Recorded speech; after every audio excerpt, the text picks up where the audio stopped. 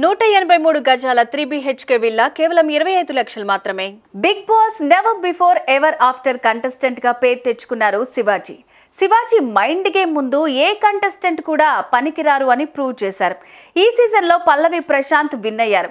శివాజీ పక్కగా విన్ అవుతారని అందరూ అనుకున్నారు, కానీ ఆయన విన్ అవ్వలేదు. దీంతో బిగ్ బాస్ షో మేనేజ్మెంట్ శివాజీని పక్కన పెట్టి పల్లవి ప్రశాంత్ ని విన్నర్ చేశారంటూ కామెంట్స్ వస్తున్నాయి. దీనిపై స్పందిస్తూ ఇవేం నిజం కావని, ఓటింగ్ ఫార్మాట్ తోనే విన్నర్ ని అనౌన్స్ చేస్తారని చెప్పారు.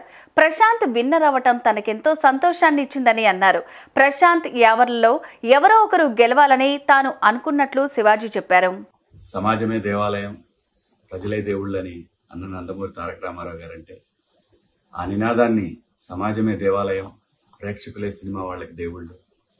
అలాంటి ఒక రైతు కుటుంబం నుంచి వచ్చిన నాకు ఒక పేరు ఇచ్చినటువంటి ప్రేక్షకులు ఎప్పుడు కూడా నాకు దేవుళ్ళతో సమానం. నా జీవితంలో నేను నమ్మేది ఒకటే, మనం మనలాగా ఉంటే ప్రేక్షకులు ఎప్పుడు ఆదరిస్తారు, మనం నటిస్తే ఆ రోజు వాళ్ళ హృదయాల్లో నుంచి పక్క దోసేస్తారు అనేది నేను ఎప్పుడు నమ్మే సిద్ధాంతం. అలాగే నా కోసం అహర్నిశలు పనిచేసినటువంటి అభిమానులందరికీ కూడా మీకు చేతులెత్తి నమస్కరిస్తూ మీకు పాదాభివందనాలు తెలియజేసుకుంటున్నాను. బిగ్ బాస్ సీజన్ 7 జర్నీ నా లైఫ్లో ఒక మధురానుభూతి. ఈ పాఠశాలలోకి లైఫ్లో ఒక్కసారి అడ్మిషన్ దొరికింది ఏ మనిషికైనా. సో అలాంటి అవకాశం నాకు ఇచ్చిన స్టార్ మాకి, ఎండమోల్కి నేను సదా రుణపడి ఉంటాను. ఇక్కడ బిగ్ బాస్ ఆట అనగానే ప్రతి వాళ్ళు కూడా అక్కడికి వెళ్ళి గొడవలు చేయాలి, స్ట్రాటజీలు ప్లే చేయాలి, దాని తర్వాత అవసరమైతే కుట్టుకునే స్థాయి దాకా వెళ్ళాలి అనేటటువంటి ఒక దురభిప్రాయంలో ఉన్న వాళ్ళందరికీ కూడా కాదు. ఇది నిజంగా ఒక పాఠశాల, దీంట్లో డిసిప్లిన్ చాలా అవసరం, ఇది మనకి లైఫ్ పాఠాలు నేర్పుతుంది అనేది చెప్పాలనుకున్నాను. ఈ షో ద్వారా అందరికీ చెప్పాను. ఆ అవకాశం నాకు స్టార్ మా ఇచ్చింది. ఈ షోలో ముఖ్యంగా నాకు మొదటి సినిమా అవకాశం ఇచ్చినటువంటి నాగార్జున బాబు గారు ఎంత అద్భుతంగా ఆయన నుంచి కూడా హౌస్లో జరిగేటటువంటి మనం చేస్తున్నటువంటి మిస్టేక్స్ని చాలా అందంగా అందరికీ నచ్చే విధంగా చెప్పడం అనేది ఈ షోలో హైలైట్గా అనిపించింది నాకు. ఎందుకంటే ఆయన ఇండస్ట్రీలో ఎంతో మంది దర్శకుల్ని, ఎంతో మంది ఆర్టిస్టులను పరిచయం చేశారు. అటువంటి ఒక సూపర్ స్టార్ ఈ షోకి హోస్ట్గా ఉండటం అనేది నిజంగా కంటెస్టెంట్లకి అదృష్టం.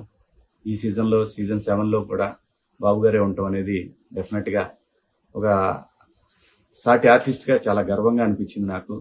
ఆయన ప్రతి వారం ఒక మాస్టర్ లాగా అందరికీ చెప్పడం, అందులో ముఖ్యంగా నాకు అవకాశం ఇచ్చినటువంటి దేవుడు నాగార్జున బాబు గారు, ఆయన చెప్పడం అనేది నాకు చాలా బాగా అనిపించేది. మాట్లాడదాం అనగానే నేను ఎక్కడా కూడా భయపడే మనిషిని కాదు. అలాంటిది బాబు గారి దగ్గరికి వచ్చేసరికి 1కి 100 సార్లు ఆలోచించి మాట్లాడేవాడిని.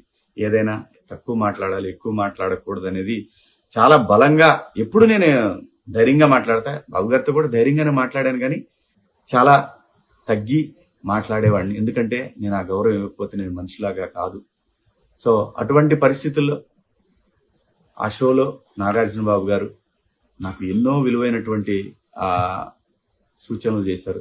వారికి కూడా ఈ షో సక్సెస్ లో వారిది ప్రధాన పాత్ర. ఆ షోలో నేనంటాం నా అదృష్టంగా భావిస్తూ బాబు గారు మీకు సదా రుణపడి ఉంటాను. చాలా మంది రకరకాలుగా మాట్లాడుకుంటున్నారు. స్టార్ మా వాళ్ళు శివాజీని వెనకాల పెట్టారు, అక్కడ పెట్టారు, ఇక్కడ పెట్టారు, వేరే వాళ్ళని ముందుకు తీసుకొచ్చారు. ఇవన్నీ నేను ఒప్పుకోను. ఎందుకంటే వాళ్ళు ఒక పద్ధతి ప్రకారం ఒక ఫార్మెట్ లో వెళ్తారు. దాని ప్రకారం ఈరోజు ఓటింగ్ జరిగింది.